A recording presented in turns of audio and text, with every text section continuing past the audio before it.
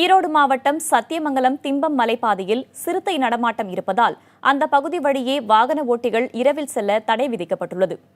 தலமலை, கெட்சேசால், கேர்மாளம், திம்பம், பன்னாரி, தெங்குமரஹாடா வனப்பகுதியில் சிறுத்தை, புலிகள் அதிக அளவில் நடமாடுகின்றன.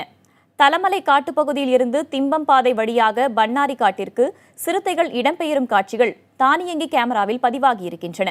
ரோந்து பணியின் போது வனத்துறையினரும் இதனை உறுதிப்படுத்தியிருக்கின்றனர்.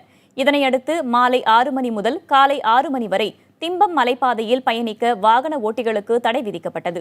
இப்போது இந்த தடை மேலும் 2 மாதங்களுக்கு நீட்டிக்கப்பட்டுள்ளது.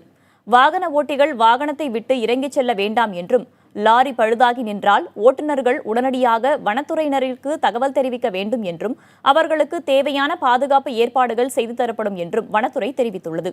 இருப்பினும் வாகன ஓட்டிகள், சுற்றுலா பயணிகள் ஆபத்தை உணராமல் சிறுத்தை நடமாடும் பகுதியில் நின்று செல்ஃபி எடுத்துக் கொள்வதும், இளைப்பாறுவதும் தொடர்ந்து நடைபெற்று வருகிறது.